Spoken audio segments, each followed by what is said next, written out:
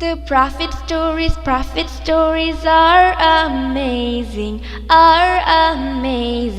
We like to hear the prophet stories,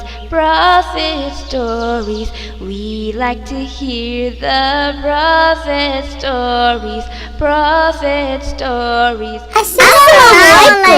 ওয়ালাইকুম আসসালাম। কেমন আছো তোমরা? আলহামদুলিল্লাহ, আমরা ভালো আছি।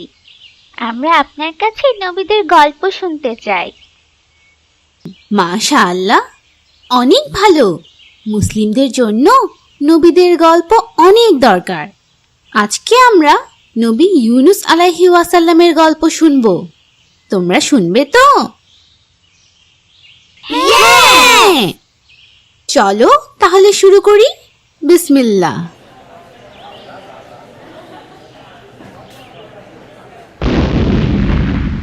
নবী ইউনুস আলাইহি ওয়াসাল্লাম জোনাহ নামেও পরিচিত ছিলেন। তাকে ধন্নুন নামেও ডাকা হতো। নিনিভে শহরে 1 লক্ষেরও বেশি মানুষ থাকত। তারা মূর্তি পুজো করত এবং আল্লাহকে অবিশ্বাস করত। তারা বেহায়া জীবনযাপন করত। তাই তাদের পথ দেখানোর জন্য আল্লাহ তাআলা ইউনুস আলাইহি ওয়াসাল্লামকে পাঠান। তিনি তাদেরকে একমাত্র আল্লাহ তাআলার ইবাদত করতে শেখাচ্ছিলেন।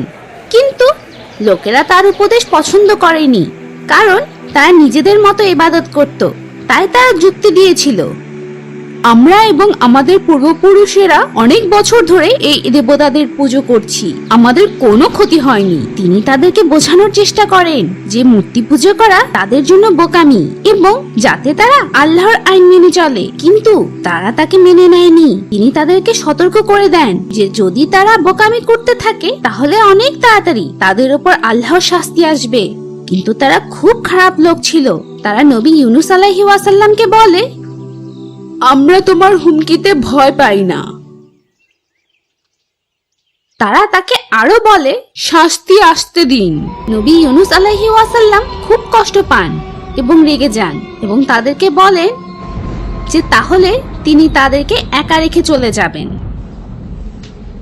ইউনুস আলাইহি ওয়াসাল্লাম তাদের উপর খুব রেগে গিয়েছিলেন এবং তিনি তার মানুষদের উপর আশা হারিয়ে ফেলেছিলেন। তিনি ভেবেছিলেন তার লোকেদের উপর যে কোনো সময় আল্লাহর শাস্তি আসবে। তাই তিনি তার লোকদের ছেড়ে চলে যান এবং যেখানে আল্লাহ তাকে নবী বানিয়ে পাঠিয়েছিলেন লোকদের সঠিক পথ দেখাতে, সেই নিনেভ শহর থেকে চলে যাওয়ার চেষ্টা করেন। তিনি প্রায় শহর থেকে বের হয়ে গিয়েছিলেন। ঠিক তখনই আকাশের রং পাল্টে যায়, যেন আকাশে আগুন লেগে গেছে। তারা এটি দেখে ভয় পেতে শুরু করে। তারা আদ ও সামুদ গোত্র এবং নূহ আলাইহি ওয়াসাল্লামের গল্পের কথা মনে করে।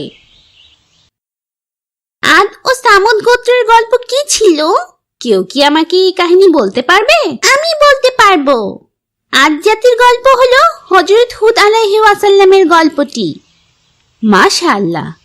এবং সামুদ গোত্রের গল্প? আমি বলতে পারবো। সামুদের গল্প হযরত সালেহ আলাইহি ওয়াসাল্লামের গল্প।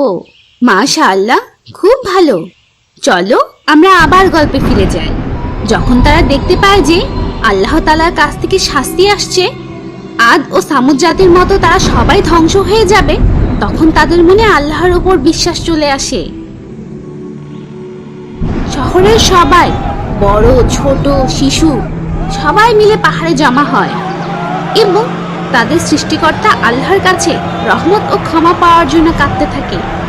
তাদের জোরে জোরে কান্নার শব্দ পাহাড়ের সাথে ধাক্কা লেগে বারবার ফিরে আসতে থাকে। তাদের মন থেকে চাওয়া আন্তরিক ক্ষমা আল্লাহ কবুল করে নেন। তার রাগ কমে যায় এবং তিনি তাদের আবার রহমত দান করেন।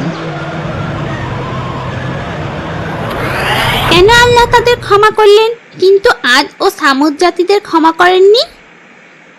কারণ শহরের সকল লোক আল্লাহর কাছে ক্ষমা চেয়েছিল। যদি কেউ তাদের মন থেকে ক্ষমা চায় তাহলে আল্লাহ তাকে অবশ্যই ক্ষমা করেন। কারণ আল্লাহ তাআলা অনেক দয়ালু। আমরা সব সময় তার কাছে ক্ষমা চাইতে পারি। তিনি মানুষদের ক্ষমা করতে ভালোবাসেন, কিন্তু আমরা তার কাছে ক্ষমা চাইতে আলসেমি করি। এরপর কি হলো? যখন আল্লাহ তাআলা তাদের পথ থেকে ঝড় সরিয়ে নিলেন, তখন তারা তাদের সঠিক পথ দেখাতে নবী ইউসুফ আলাইহি ওয়াসাল্লামকে ফেরত পাঠানোর জন্য আল্লাহর কাছে দোয়া করে। কিন্তু নবী ইউসুফ আলাইহি ওয়াসাল্লাম শহর থেকে অনেক দূরে চলে গিয়েছিলেন এবং একটি যাত্রীবাহী জাহাজে সাগর পাড়ি দিচ্ছিলেন। জাহাজটি সারাদিন শান্ত পানিতে সুন্দরভাবে বয়ে যাওয়া বাতাসের সাথে চলছিল। রাত হয়ে যাওয়ার সাথে সাথেই সাগরের অবস্থা পাল্টে যায় এবং অনেক ভয়ঙ্কর ঝড় আসে, যেন জাহাজটি টুকরো টুকরো করে ফেলবে। সাগরের ঢেউ অনেক ভয়ঙ্কর ও বড় ছিল, এগুলো পাহাড়ের মতো উঁচু হয়ে যায়। তখন আল্লাহ সাগর থেকে সব থেকে বড় তিমিটি পাঠান। এটি আল্লাহর আদেশে মুখ খোলা রেখে জাহাজের পেছন পেছন যাচ্ছিল।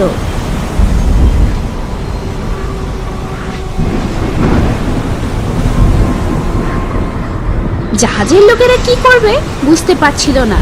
জাহাজের নাবিক সবাইকে ভারী জিনিস জাহাজ থেকে ফেলে জাহাজ হালকা করতে বলে, তাই তারা তাদের জিনিসপত্র বাক্স পানিতে ফেলে দেয়। কিন্তু তাদের বাঁচার জন্য এটি যথেষ্ট ছিল না। সেই সময়ে কাফেররা সাগর ও বাতাসকে তাদের দেবতা বলে মনে করত। তারা সাগরের মধ্যে একজনকে ফেলে দিয়ে তাদের রাগ করা দেবতাদের খুশি করতে চাইল। কিন্তু তাদের মধ্যে কাকে আগে ফেলা হবে সেটা ঠিক করা তাদের জন্য খুব কঠিন ছিল। তাই তারা নিজেদের মধ্যে লটারি করে, লটারিতে যার নাম আসবে তাকেই সাগরে ফেলে দেওয়া হবে।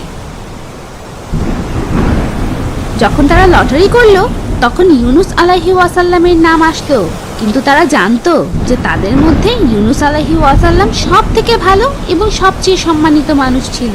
তাই তারা তাকে সাগরে ফেলে দেয়নি। তারা আবার লটারি করে। আবারও নবী ইউনুস আলাইহি ওয়াসাল্লামের নাম আসে। তারা তাকে আরো একটি সুযোগ দেয়, কিন্তু তৃতীয়বারও নবী ইউনুস আলাইহি ওয়াসাল্লামের নাম চলে আসে।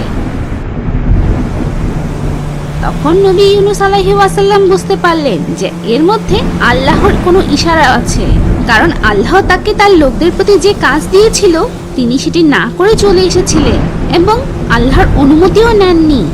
যখন তিনি বুঝতে পারলেন যে ঝড়টি তার কারণে হচ্ছিল, তখন তিনি জাহাজের কিনারায় দাঁড়িয়ে আল্লাহর নামে লাফ দিলেন। তখনই একটি বড় ঢেউয়ের মাঝে তিনি অদৃশ্য হয়ে যান এবং যে তিমিটি জাহাজের পেছন পেছন চলছিল সেটি তাকে গিলে ফেলে। আল্লাহর আদেশে তিমিটি তাকে সাগরের একদম নিচে নিয়ে যায়। রাতের এত অন্ধকারে নবী ইউনুস আলাইহি ওয়াসাল্লাম নিজেকে মৃত ভাবেন, কিন্তু যখন দেখলেন যে তিনি নড়তে পারছেন তখন বুঝলেন যে তিনি তখনও বেঁচে আছেন। আল্লাহ তাকে 3 ধাপ অন্ধকারের ভেতরে রাখেন। কে এই 3 ধাপ অন্ধকারের ব্যাপারে বলতে পারবে? আমি বলতে পারবো। একটি ছিল রাতের অন্ধকার এবং আরেকটি ছিল তিমি মাছের পেটের অন্ধকার। আমি তৃতীয়টি জানি, এটি হলো সমুদ্রের নিচের অন্ধকার। মাশাআল্লাহ, সেই অন্ধকারে তিনি আল্লাহর ভয়ে ভীত ছিলেন। তিনি তার ভুলের জন্য খুব দুঃখিত ছিলেন। তিনি তিমি মাছের পেটে থেকেই আল্লাহর কাছে তার ভুল স্বীকার করেন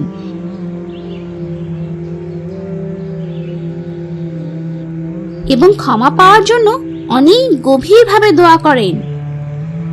তোমরা কি সেই দোয়া জানো? হ্যাঁ, আমি জানি। লা ইলাহা ইল্লা আনতা সুবহানাকা ইন্নী কুনতু মিনাজ জালিমিন। তোমরা কি এর অর্থ জানো? তুমি ছাড়া আর কোনো প্রভু নেই, তুমি মহাপবিত্র, আমি সত্যিই ভুল করেছি। মাশাআল্লাহ, এটি সত্যিই খুব শক্তিশালী দোয়া। আল্লাহ তাআলা আমাদের নবী ইউনুস আলাইহি ওয়াসাল্লামের মাধ্যমে এর শিক্ষা দিয়েছেন। তিনি আল্লাহর কাছে দোয়া করতে থাকেন এবং তিমি মাছের পেটে থেকে অসুস্থ হতে শুরু করেন। তিমি মাছের পেটের অ্যাসিড তার চামড়াতে প্রভাব ফেলে। যখন আল্লাহ ইউনুস আলাইহি ওয়াসাল্লামের আন্তরিকভাবে ক্ষমা চাওয়া দেখলেন, তখন আল্লাহ তিমি মাছকে আদেশ করলেন তাকে একটি দ্বীপে ছেড়ে দিতে।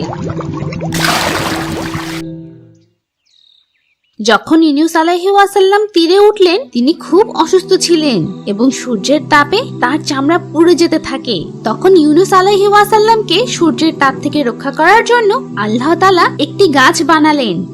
অল্প সময়ের মধ্যেই আল্লাহ তাআলা তাকে সুস্থ করে দিলেন এবং তাকে ক্ষমা করলেন এবং তাকে বললেন যে তিনি নিরাপদ ছিলেন, কারণ তিনি নিয়মিত আল্লাহর কাছে দোয়া করতেন। নয়তো তিনি বিচারের দিন পর্যন্ত তিমি মাছের পেটে থাকতেন। এরপর নবী ইউনুস আলাইহি ওয়াসাল্লাম তার শক্তি ফিরে পান এবং তিনি তার শহর নিনেভে ফিরে যাওয়ার পথ খুঁজে পান। তিনি তার লোকদের পরিবর্তন দেখে অবাক হয়ে যান। সকল লোক মুসলিম হয়ে গিয়েছিল এবং তাকে নবী হিসাবে গ্রহণ করেছিল। তারা সবাই একসাথে আল্লাহর কাছে তাদের ক্ষমা করার জন্য দোয়া করে। আজকের মতো নবীদের গল্প এখানেই শেষ। ইনশাআল্লাহ পরবর্তীতে আমরা নবীদের আরেকটি সুন্দর গল্প শুনবো। The prophet story.